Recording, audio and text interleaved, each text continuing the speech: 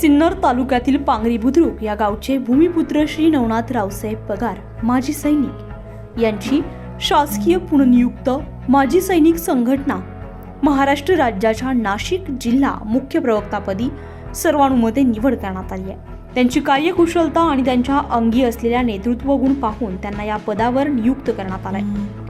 26 जुलै कारगिल विजय दिवस आणि रौप्य महोत्सव या दिवशी हुतात्मा स्मारक या ठिकाणी त्यांना जिल्हा निबंधक श्री विलास दवंगे यांच्या प्रमुख उपस्थितीत ही निवड करण्यात आली आहे। श्री नवनाथ पगार साहेब यांनी आर्मीमध्ये सिग्नल कोर कम्युनिकेशन डिपार्टमेंटमध्ये 17 वर्ष देशसेवा पूर्ण केली आहे। सेवानिवृत्तीनंतर त्यांनी सैनिक कल्याण सेवाभावी संस्था महाराष्ट्र राज्य या संस्थेची स्थापना केली आहे। या संस्थेच्या माध्यमातून त्यांनी सैनिक आणि सैनिक परिवारांचे भरपूर प्रकरणे आणि अडचणी सोडवल्यात, जसे की शेती, रस्ता, वाद, अतिक्रमण, महसूल विषयक अडचणी याविषयीचे वाद प्रत्यक्ष जागेवर जाऊन त्यांनी ग्रामपंचायत कर्मचारी यांच्यासोबत मीटिंग घेऊन समोपचाराने मिटवले आहेत।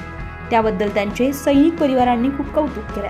त्याचबरोबर संस्थेच्या माध्यमातून नांदगाव तालुक्यातील जामदारी येथील शाळेतील गरजू विद्यार्थ्यांना शालेय वस्तू, वह्या, पुस्तके, दप्तर यांचं वाटप करण्यात आलंय। त्यांच्या संस्थेचे पदाधिकारी हे सदैव त्यांच्यासोबत उभे राहून एकजुटीने काम करत असतात।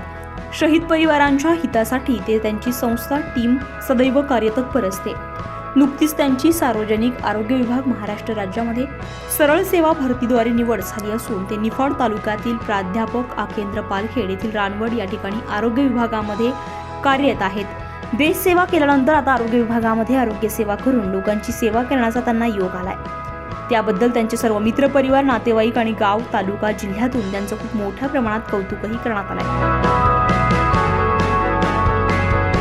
24 लाईव्ह महाराष्ट्र न्यूज साठी प्रवीण पवार, सिन्नर।